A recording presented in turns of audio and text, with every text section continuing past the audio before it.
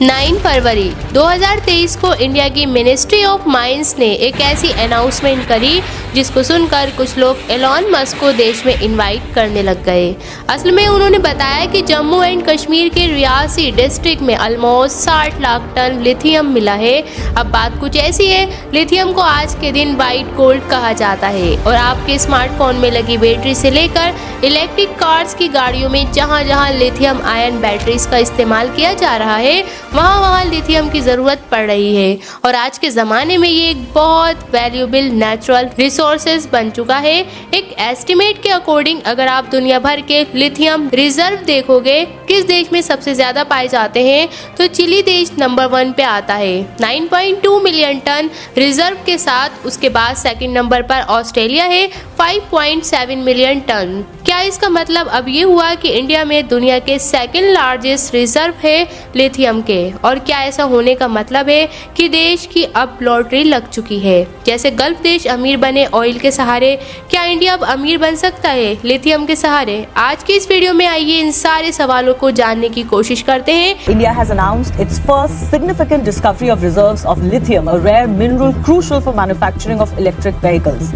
भारत को जम्मू कश्मीर के रियासी जिले में पहली बार 5.9 मिलियन टन लिथियम भंडार मिला है। Lithium batteries into baggage which goes into the hole. एक चीज पहले क्लियर कर लेते हैं कि आज के दिन इसमें कोई दो राय नहीं है कि लिथियम एक बहुत वैल्यूएबल मेटल है। आपके सारे स्मार्टफोन में जिस भी कंपनी का स्मार्टफोन आप इस्तेमाल कर रहे हो, आपके फ़ोन में या तो लिथियम आयरन बैटरी डाली है या लिथियम पॉलीमर बैटरी डाली है। इसके अलावा ऑलमोस्ट कोई भी इलेक्ट्रिक कार जो कि आज के दिन बनाई जा रही है किसी भी कंपनी की हो, ऑलमोस्ट सब में लिथियम बैटरीज डली हैं। ऐसा इसलिए क्योंकि बाकी और बैटरीज जैसे लेड एसिड बैटरीज के कंपैरिजन में लिथियम बैटरीज का लाइफ स्पैन ऑलमोस्ट 10 गुना ज़्यादा है। वज़न इनका 50 से 60% कम है और एफिशिएंसी भी कहीं ज़्यादा है। यहाँ तक कि दोस्तों रिन्यूएबल जी की स्टोरेज के लिए पावर ग्रिड्स में भी लिथियम बैटरीज का इस्तेमाल किया जा रहा है। इंडिया ने ऑलमोस्ट 8,800 करोड़ की लिथियम बैटरीज और 107 करोड़ का लिथियम मेटल इंपोर्ट किया था बाकी देशों से साल 2020-21 में। और जो ग्लोबल लिथियम मार्केट है 2021 में उसकी टोटल वैल्यू थी 60,000 करोड़ की। ये प्रेडिक्ट किया जा रहा है कि साल 2028 तक इसकी वैल्यू 1.3 लाख करोड़ क्रॉस कर जाएगी। जैसे जैसे लोग पेट्रोल और डीजल की गाड़ियां छोड़कर इलेक्ट्रिक गाड़ियों का इस्तेमाल करेंगे और जैसे जैसे सोलर और विंड एनर्जी का ज़्यादा इस्तेमाल किया जाएगा कोल पावर प्लांट्स की जगह, वहाँ हमें इसकी ग्रोथ देखने को मिलेगी। अब जम्मू एंड कश्मीर में जो लिथियम रिजर्व्स मिले हैं उन्हें इंफ्रारेड रिसोर्सेज की कैटेगरी में डाला जाता है, यानी ये वो रिसोर्सेज हैं जिनकी क्वांटिटी और क्वालिटी के बारे में हम अंदाज़ा लगा सकते हैं, लेकिन हम फॉर श्योर नहीं कह सकते कि कितना लिथियम रिजर्व यहाँ पर मौजूद है। उस लिथियम की क्वालिटी क्या होगी, क्या उसे इकोनॉमिकली माइनिंग करना पॉसिबल होगा या नहीं, ये हम नहीं जानते। कितना खर्च आएगा, क्या इन्वायरमेंटल इम्पैक्ट पड़ेगा, इन सब चीज़ों के बारे में अभी हम ज़्यादा नहीं जानते। क्योंकि इस ग्राफ को देखिए, इंफ्रारेड रिसोर्सेज के ऊपर हैं इंडिकेटेड रिसोर्सेज, फिर major resources, proven reserves, probable reserves. Y axis पर हैं कि हमें जियोलॉजिकल कितना पता है एक जगह के बारे में, और एक्स एक्सिस पर बाकी है बाकी और फैक्टर्स जैसे कि इकोनॉमिकली पॉसिबल होगा या नहीं माइन करना। जियोलॉजिकल सर्वे ऑफ इंडिया ने खुद इसे G3 category of initial assessment में डाला है। उन्होंने खुद कहा है कि अभी और रिजर्व और स्टडीज करने की ज़रूरत है इसे G1 या G2 कैटेगरी तक पहुँचाने के लिए। इन ऊपर की कैटेगरीज में जाकर उन्हें माइनेबल रिजर्व कहा जा सकता है और उसके बाद ही मिनिस्ट्री ऑफ माइंस को पता लगेगा कि एग्जैक्टली कितना टन लिथियम मौजूद है, कितना एक्सट्रैक्ट किया जा सकता है, उसकी क्वालिटी क्या है। और इस स्टेज तक पहुंचने में दोस्तों मिनिमम 5 से 7 साल का समय लग सकता है जब तक हम इन्हें कमर्शियली एक्सप्लोर करें। 2 साल पहले 2021 में सिमिलर सी खबर आई थी कर्नाटक से, जब सरकार ने कहा उन्हें 1600 टन लिथियम मिला है। वो वाला लिथियम भी दोस्तों इनफेरिट कैटेगरी का ही था लेकिन अभी वाली खबर में लिथियम की संख्या कई गुना ज्यादा है, तो इसकी इम्पोर्टेंस भी उतनी ही ज्यादा है। अब वीडियो के शुरू में हमने आपसे कहा था कि लिथियम के सबसे ज्यादा रिजर्व साउथ अमेरिका के चिली देश में मौजूद है, 9.2 मिलियन टन। सेकंड नंबर पर ऑस्ट्रेलिया 5.7 मिलियन टन। क्या इसका मतलब ये हुआ कि अब इंडिया सेकंड नंबर पर आ गया? ऐसा नहीं है, क्योंकि इंडिया में इनफेरिट कैटेगरी में रिजर्व पाया गया है। अगर इस लॉजिक से कंपेयर किया जाए तो बोलिविया देश में दुनिया के सबसे ज्यादा लीव रिजर्व मिलेंगे। इनफैक्ट रिसोर्स की कैटेगरी में 21 मिलियन टन दुनिया भर में नॉन सप्लाई हैं, 889 मिलियन टन। फिर भी इसका मतलब ये हुआ कि इंडिया में दुनिया का टोटल 5.5% लिथियम रिजर्व मौजूद है, जो कि बहुत बड़ा नंबर होता है। लिथियम इंडस्ट्री के टॉप प्लेयर्स को अगर कंपेयर किया जाए तो आधे से ज्यादा ग्लोबल लिथियम रिजर्व सिर्फ 3 साउथ अमेरिकन देशों में है, चिली, अर्जेंटीना और बोलिविया। दूसरी तरफ चाइना नंबर 1 प्लेयर है। यहाँ पर लिथियम आयन बैटरीज को प्रोड्यूस करने में दुनिया भर में बनने वाली सारी लिथियम बैटरीज में से 75% से ज्यादा सिर्फ चाइना में बनती हैं। और एक रिसेंट इंटरनेशनल एनर्जी एजेंसी के स्टडी के अकॉर्डिंग चाइना 58% लिथियम प्रोसेसिंग को ग्लोबली कंट्रोल करता है। सेकंड नंबर पर है चिली 29%, थर्ड पे अर्जेंटीना 10%। लिथियम एक्सटेंशन के मामले में ऑस्ट्रेलिया 52% शेयर है। सबसे ज़्यादा चिली 22% और फिर चाइना 13%। इंटरेस्टिंग चीज़ नोट करने वाली है कि चाइना में ज़्यादा लिथियम रिजर्व नहीं पाए जाते, लेकिन फिर भी प्रोसेसिंग लिथियम की चाइना में सबसे ज़्यादा करी जाती है। इतना फोकस किया उन्होंने अपनी इंडस्ट्री को डेवलप करने में वहाँ पर।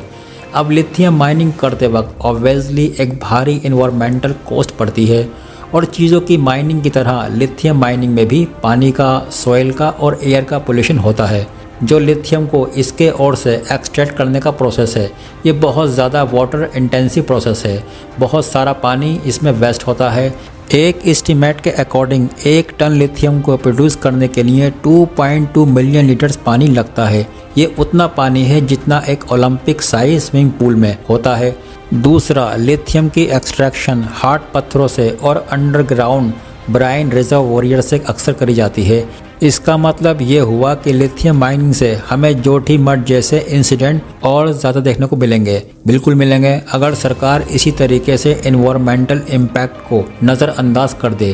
तीसरा, माइनिंग से होने वाली एयर और सॉइल पोल्यूशन का क्या? ये बात सच है कि लिथियम का इस्तेमाल किया जा रहा है इलेक्ट्रिक गाड़ियाँ बनाने में, इलेक्ट्रिक बैटरीज बनाने में, जिससे ओवरऑल कार्बन एमिशंस कम हो रहे हैं। लेकिन यहाँ पर माइनिंग से निकलने वाले कार्बन एमिशंस को इग्नोर नहीं किया जा सकता और बैलेंस में लेकर चलना पड़ेगा। हमें देखना पड़ेगा कि किससे नुकसान ज़्यादा हो रहा है और क्या करना बेटर ऑप्शन है। अर्जेंटीना और बोलिविया जैसे देशों में इसी इन्वायरमेंटल इम्पैक्ट की वजह से प्रोटेस्ट देखने को मिले हैं। लेकिन एक सेकंड के लिए हम मान लेते हैं कि 60 लाख टन रिजर्व मिले हैं, वो प्रोविन रिजर्व हैं। इकोनॉमिकली प्रॉफिटेबल होगा इन्हें माइन करना।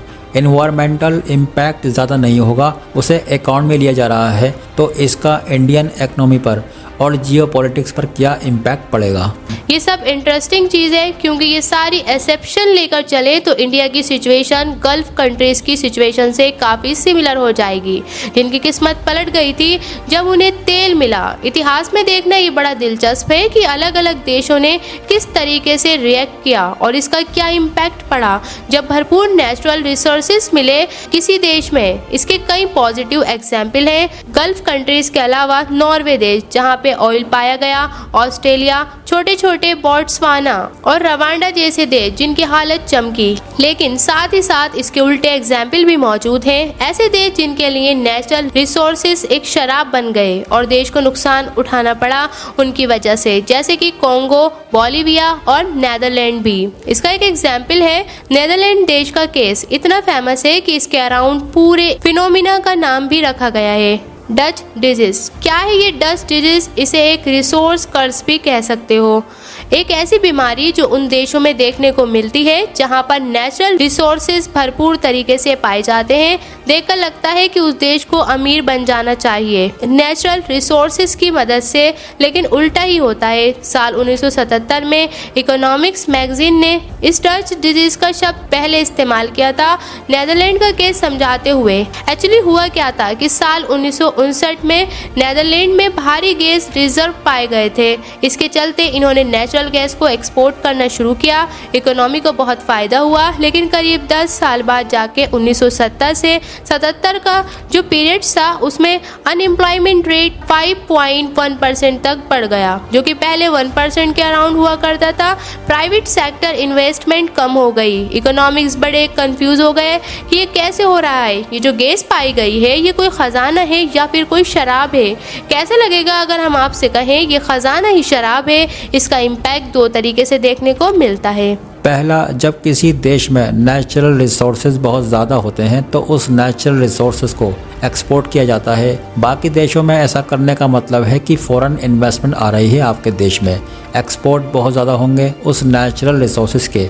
बाकी लोग आपके देश में इन्वेस्ट करना चाहेंगे तो इसका मतलब आपकी करेंसी का प्राइस अप्रिशिएट होगा। मतलब नेदरलैंड के केस में कह सकते हैं कि उनकी करेंसी ज़्यादा स्ट्रॉन्ग बनेगी। अब करेंसी ज़्यादा स्ट्रॉन्ग बनना एक अच्छी चीज़ कही जा सकती है। करेंसी के एक्सचेंज रेट का ऊपर या नीचे होना 100% सही या 100% गलत नहीं कहा जा सकता। कुछ इंडस्ट्री को इससे फ़ायदा होता है, कुछ को नुकसान होता है। अगर हमारे देश की करेंसी की वैल्यू बढ़ेगी तो जो लोग अपना बाकी सामान एक्सपोर्ट करने लग रहे हैं वो करना मुश्किल हो जाएगा, क्योंकि हमारे देश से जो सामान बाहर एक्सपोर्ट हो रहा है उसका दाम बढ़ जाएगा और इसका इम्पैक्ट देश के बाकी और सेक्टर्स में देखने को मिलेगा। तो नीदरलैंड्स का अगर एग्जाम्पल लें, गैस एक्सपोर्ट इनके बड़े अच्छे हुए, लेकिन बाकी जो और इंडस्ट्रीज़ थीं देश में, जैसे कि मैन्युफैक्चरिंग की इंडस्ट्री, कुछ सामान बनाकर बाहर के देशों में एक्सपोर्ट करना वो और महंगा होने लग गया। ये बाकी इंडस्ट्रीज़ अपने बिजनेस सस्टेन नहीं कर पाई और इन्हें नुकसान उठाना पड़ा। दूसरा इम्पैक्ट पड़ता है डच डिजीज़ का लेबर मार्केट पर। जब एक देश में ऑयल की डिस्कवरी हुई या लिथियम की डिस्कवरी हुई तो माइनिंग करने के लिए लेबर की ज़रूरत होगी, तो उस सेक्टर में जॉब्स क्रिएट होंगी। बाकी और सेक्टर से शिफ्ट होकर लोग इस सेक्टर में आना चाहेंगे और इसका बाकी और सेक्टर्स पर बुरा इम्पैक्ट पड़ सकता है। तो मोटे मोटे तौर पर देखा जाए डच डिजीज़ का मतलब है अगर किसी देश में एक नेचुरल रिसोर्सेज भरपूर तरीके से पाया गया तो उस देश के बाकी और जो सेक्टर्स हैं अगर वो डेवलप नहीं हैं तो वो कंप्लीट नहीं कर पाएंगे उस नेचुरल रिसोर्स के सेक्टर से और वो नीचे गिरने शुरू हो जाएंगे। यही चीज़ नीदरलैंड्स में देखने को मिली और कई और देशों में देखने को मिली।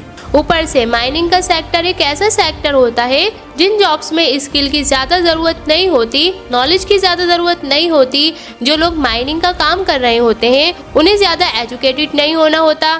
तो अगर ज़्यादा जॉब्स ऐसे सेक्टर में शिफ्ट हो गई हो तो लोगों की स्किल डेवलपमेंट पर और नॉलेज पर भी इससे असर पड़ेगा और देश की लॉन्ग टर्म ग्रोथ पर भी इसका इम्पैक्ट पड़ता है। अब गल्फ देशों का एग्जाम्पल देखें तो उन्होंने डच डिजीज़ को बड़ी आसानी से अवॉइड किया क्योंकि उनका कोई और सेक्टर ही नहीं था। लिटरली गल्फ कंट्रीज़ की कोई इकोनॉमी ही नहीं होती अपनी। अगर ऑयल नहीं पाया जाता वहाँ पर, इन कंट्रीज़ की करेंसी कितनी भी ज़्यादा वैल्यू में बढ़ सकती थी, बाकी और सेक्टर पे कोई इम्पैक्ट नहीं पड़ता क्योंकि और कुछ एक्सपोर्ट ही नहीं कर रही हैं कंट्रीज। दूसरा एग्जाम्पल ऑस्ट्रेलिया और नॉर्वे जैसे डेवलप कंट्रीज, यहाँ पर रिसोर्सेज बहुत ज़्यादा पाए जाते हैं। इन देशों ने डच डिजीज को अवॉइड किया, बाकी और सेक्टर में बढ़िया तरीके से डाइवर्सिफाई करके। नॉर्वे की स्पेसिफिकली बात करी जाए तो ये देश बड़ा फॉर्चुनेट था कि इस देश की सरकार ने अपने लोगों की एजुकेशन पर पैसा स्पेंड किया, बढ़िया इंफ्रास्ट्रक्चर बनाने में पैसा स्पेंड किया, लोगों को हाई क्वालिटी ऑफ लाइफ दी और ये सब किया ऑयल की डिस्कवरी होने से पहले ही। सही सुना आपने, 1969 में ही था कि नॉर्वे में पहली ऑयल फील्ड डिस्कवर करी गई। अब तक नॉर्वे में ऑलरेडी एक स्ट्रॉन्ग डेमोक्रेटिक सरकार थी, पब्लिक इंस्टीट्यूशन इनके बहुत स्ट्रॉन्ग थे, इकोनॉमी ऑलरेडी बहुत डाइवर्सिफाई थी। वेनेजुएला और ईरान जैसे देश इतने फॉर्चुनेट नहीं थे, 1908 में ऑयल पाया गया ईरान में, 1922 में वेनेजुएला में ऑयल पाया गया। इन दोनों देशों में बाकी और सेक्टर डेवलप नहीं थे, लोग एजुकेटेड नहीं थे। ऑयल की वजह से सारा पैसा, सारा लेबर उस तरफ अट्रैक्ट हुआ और पूरे के पूरे देश सिर्फ एक रिसोर्सेज के सहारे सरवाइव करने की सोच रहे थे और दोनों देशों में बाकी इकोनॉमी को भारी नुकसान सहना पड़ा। एक और शॉर्ट तरीका है डच डिजीज से बचने का, जिसका नॉर्वे ने इस्तेमाल किया। नेचुरल रिसोर्सेज से जो आने वाला पैसा है उसे जनता की भलाई के लिए इस्तेमाल किया जाए। ऐसा नहीं है कि सिर्फ 1-2 बिलियनर्स यहाँ पर अरबपति अमीर हो जा रहे हैं उस तेल के पैसे से हर एक सिटीजन की भलाई हो रही है। यहाँ करने के लिए सबसे आसान तरीका है एक सॉवरन वेल्थ फंड बनाना, जो एक्सेस पैसा कमाया जा रहा है उस नेचुरल रिसोर्सेज को बेचने से उसे एक फंड में इकट्ठा किया जाए और उस पैसे का इस्तेमाल किया जाए इकोनॉमी को डाइवर्सिफाई करने में, देश को डेवलप करने में।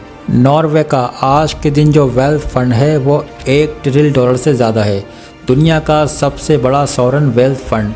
इस एक्सेस पैसे को एजुकेशन में स्पेंड किया जाता है, इंफ्रास्ट्रक्चर में स्पेंड किया जाता है और ये एक लेसन है जिस पर आज के दिन गल्फ़ कंट्रीज़ बहुत ध्यान दे रही हैं। UAE और सऊदी अरेबिया जैसे देश जो एक समय पर सिर्फ ऑयल पर डिपेंड थे, आज के दिन अपनी इकनॉमीज़ को डाइवर्सिफाई करने की कोशिश कर रहे हैं। दुबई आज के दिन एक टूरिज़्म हब बन चुका है। आज के दिन दुबई की GDP का 95% पैसा ऑयल बेस नहीं है, नॉन ऑयल है और यूनाइटेड अरब अमीरात का सिर्फ 30% GDP अब ऑयल और गैस पर डिपेंड करता है।